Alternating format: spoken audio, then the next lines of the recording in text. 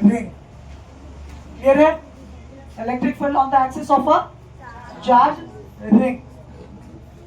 ठीक है, तो सबसे पहले हम लोग क्या करेंगे, एक चार्ज रिंग को लाएंगे।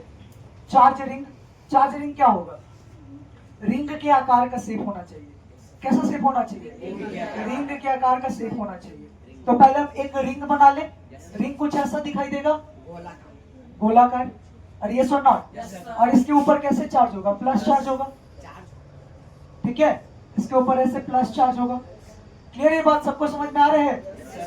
रिंग उठा के ले आए। ठीक है, रिंग जो हाथ में पहनते हैं वो भी एक प्रकार का रिंग ही है। ठीक है, तो वो रिंग को लेके आ गए, यहाँ बोर्ड पे लगा दिए। ठीक है, और इसके ऊपर कौन सा चार्ज है? पॉजिटिव चार्ज है। अब इस रिंग का जो रेडियस है, वो रेडियस हम मान लेते हैं कैपिटल आर। क्या मान लेते हैं? किसी को कोई दिक्कत? इसका सेंटर मान लेते हैं ओ। क्या मान लेते हैं? इस पे टोटल चार्ज डिस्ट्रीब्यूट हुआ होगा क्यू। क्या डिस्ट्रीब्यूट हुआ होगा? क्यू। इतना बात समझ में आया? रिंग का रेडियस कितना है? R, capital R. इसका सेंटर क्या है? ओ। इस पे चार्ज क्या डिस्ट्रीब्यूटेड है? क्यू। और इसका एक्सिस, जहां पॉइंट पी है, इसके एक्सिस पे कितना दूरी मान ले? क्या मान ले? एक्स मान लेते हैं। एक्स मान लेते हैं। क्या मान लेते हैं? एक्स। क्या मान लिया? एक्स। ठीक है, सेंटर ओ से पॉइंट पी के बीच का दूरी कितना है? एक्स है। ठीक है, तो अब यहां से इस पॉइंट को तो बोल दो ए। क्या बोल दो? ए। इस पॉइंट ए से बी का जो दूरी है उसको मान लेते हैं स्मॉल आर। क्या मान लेते हैं? किसी को कोई दिक्कत नहीं ना? चलो ठीक है। अब हमको क्या निकालना है कि इस पूरे रिंग के वजह से, पूरे रिंग का जो क्यू चार्ज है, उसके पूरे रिंग पे क्यू चार्ज की वजह से इस पॉइंट पी पे इलेक्ट्रिक फील्ड का वैल्यू कितना होगा? तो हम क्या करते हैं, यहाँ पे एक small charge d Q cut लगा लेते हैं। क्या करते हैं? Small charge d Q. कितना? D Q. ठीक है, और इस डी क्यू चार्ज की वजह से इस पॉइंट पी पे इलेक्ट्रिक फील्ड का वैल्यू आएगा, यही डायरेक्शन में आएगा। क्या आएगा? डीई आएगा। जब स्मॉल चार्ज डीक्यू है तो स्मॉल इलेक्ट्रिक फील्ड डीई आएगा। और ये सब नॉट। ठीक है, अब हम इस रेफरेंस लाइन को आगे बढ़ा लेते हैं और इस लाइन को आगे बढ़ा लेते हैं। क्लियर है? ये एंगल यहाँ पे थीटा बन रहा है। कितना एंगल बन रहा है? थीटा। तो ये एंगल भी कितना होगा? थीटा होगा। अगर हम इसके कंपोनेंट तोड़ेंगे तो ये क्या बनेगा? D E cos theta. और ये क्या बनेगा? D sine theta. और ये सो नॉट। ठीक है, क्लियर है? ये तुम्हारा एक्स डायरेक्शन, ये तुम्हारा वाई डायरेक्शन। इस पॉइंट डीक्यू से निकालने हैं, तो मान ले यहाँ पे भी सिमिलर पॉइंट होगा डीक्यू। सिमिलर पॉइंट डीक्यू, यहाँ पे भी कट लगा लेते हैं सिमिलरली। तो यहाँ से इस पॉइंट पी पे सेम ऐसे ही इलेक्ट्रिक फील्ड तुम्हारा आ जाएगा। डी आ जाएगा कि नहीं आ जाएगा? आ जाएगा। फिर यहाँ पे भी एक ऐसे एक्स डायरेक्शन, ये एंगल थीटा, तो ये एंगल भी थीटा। तो यहाँ पे वाई डायरेक्शन, ये डी कॉस थीटा इधर भी आएगा और इसका एक डी साइन थीटा इधर भी आएगा। क्लियर है कि नहीं? अब देखो, y डायरेक्शन में y कंपोनेंट का d sin थीटा और y डायरेक्शन में d sin थीटा एक दूसरे को बैलेंस कर लेगा। कंपोनेंट कौन सा बच रहा है? d cos थीटा बच रहा है। अरे d cos थीटा बच रहा है, तो हम क्या कह सकते हैं? Electric field at point P बराबर होगा integration dE cos theta. Integrate कर दिए तो पूरे रिंग की वजह से आ गया। सिंपल वैल्यू लिखेंगे डी cos थीटा तो खाली एक पॉइंट का निकलेगा, लेकिन अगर इसमें इंटीग्रेशन लगा देंगे तो पूरे का समेशन हो जाएगा। छोटा पूरा कट का समेशन हो जाएगा। और ये सुनना, तो ये क्या बना? D E cos theta. Electric field at point P d E cos theta. अब हमको यहाँ पे किसका वैल्यू निकालना है? डीई का वैल्यू निकालना है। और किसका वैल्यू निकालना है? cos थीटा का वैल्यू निकालना है। निकाले, डी का वैल्यू निकाल लेते हैं। डी का वैल्यू कैसे निकाल रहे हैं? यहाँ पे तुम्हारा कोई डी क्यू चार्ज है, यहाँ से आर दूरी। ठीक है, और पॉइंट क्या है आपका? पी है। तो यहाँ पे जो डी आ रहा है उसका वैल्यू क्या होगा? K small D Q divided by ये आर स्क्वायर। और ये so not, K D Q divided by R square. तो इस डी के जगह पे हमको निकालने के लिए वैल्यू मिल गया। अब हमको क्या चाहिए? कॉस थीटा चाहिए। और ये सो नॉट, कॉस थीटा चाहिए, तो कॉस थीटा भी निकाल लेंगे। कॉस थीटा के लिए ट्रायंगल दिखाई दे रहा है, ये वाला ट्रायंगल ए ओ और कौन सा? पी। तो ये स्मॉल आर, ये क्या है आपका? Capital R. ये एंगल थीटा और ये दूरी क्या है? एक्स है। और ये सो नॉट। अब हमको बताओ, कॉस थीटा का क्या रिलेशन बनेगा यहाँ से? तो कॉस थीटा का रिलेशन बनेगा तुम्हारा, क्या होता है, क्या होता है, बेस डिवाइडेड बाई हाइपोटेनस। तो बेस क्या है तुम्हारा x और क्या है r, तो ये क्या निकल के आ गया x बटे r। तो कॉस थीटा का वैल्यू डाल सकते हैं और डी का वैल्यू डाल सकते हैं। अरे डाल सकते हैं कि नहीं डाल सकते, डाल दो यहाँ पे। तो क्या होगा, क्या होगा, k D Q divided by R square into cos theta का वैल्यू x बटे r। अरे ये सुन नॉट, ठीक है। तो अब हम क्या करेंगे, r का भी वैल्यू फाइंड आउट करना होगा। किसका वैल्यू फाइंड आउट करना होगा, r का। इस r का वैल्यू क्या हो जाएगा, ये तुम्हारा क्या है, हाइपोटेनस है। अरे हाइपोटेनस है, कर्ण है। तो कर्ण बराबर क्या होता है, कर्ण बराबर क्या होता है, लंब का स्क्वायर प्लस आधार का स्क्वायर, होता है कि नहीं होता है। तो लंब क्या है इसमें, लंब क्या है इसमें, कैपिटल आर, प्लस आधार क्या है इसमें, एक्स, एक्स का स्क्वायर। और ये सुनो, तो ये क्या बना, स्क्वायर रूट ऑफ आर का स्क्वायर प्लस एक्स का स्क्वायर। अरे हुआ कि नहीं हुआ। अब हम क्या करें, ये कर्ण कौन था, आर था। अरे कर्ण कौन था, तो आर का भी वैल्यू निकल गया। देखो सब कुछ का वैल्यू हमको निकालने आना चाहिए, वो अगर समझ में आ गया तो हम यहाँ पे पुट करके, और कुछ गेम नहीं रहता है, जो रहता है डायग्राम रहता है और जो रहता है उसका वैल्यू रहता है, इतना ही तो रहता है, उससे ज्यादा तो कुछ नहीं रहता है। अरे ये सुन नॉट, निकालने आ गए ना डी का वैल्यू।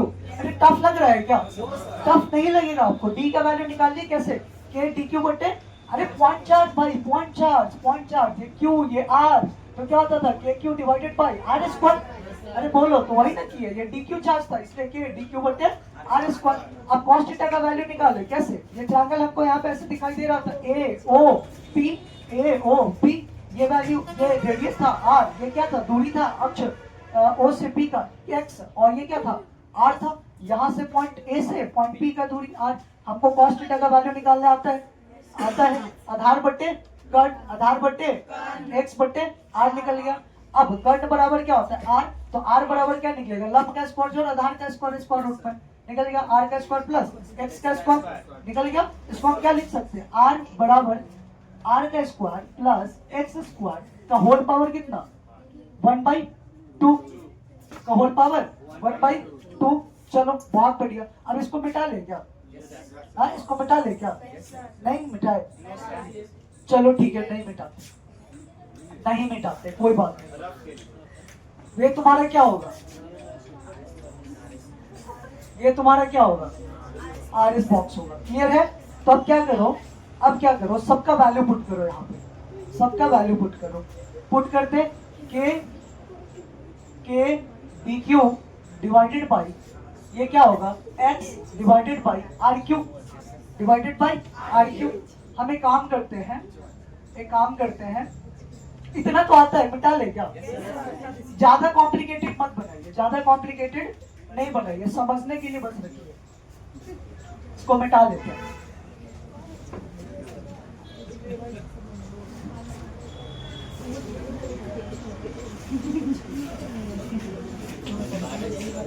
चलिए देखिए यहाँ पे E at point P, at point P या E एक्सियल भी बोल सकते हैं इसको, ठीक है।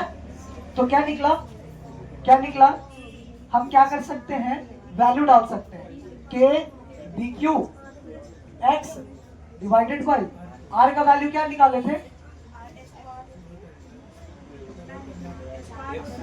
X square plus R square का होल पावर 1/2, यही था। इसका इसका होल पावर क्या होगा, 3, इसका होल पावर कितना होगा, अरे ये वैल्यू था आर का निकला हुआ, X square plus R square का होल पावर 1/2, और इसका पावर क्या हो जाएगा, ये 3 पावर आ जाएगा। अरे आएगा कि नहीं आएगा, तो 3 आ गया। अब क्या करो, 1/2 और 3 को गुना करोगे तो क्या आ जाएगा, 3/2 आ जाएगा। ऐसे a की पावर m का पावर n, तो ये क्या होता है, a की पावर m गुना, यही होता है ना।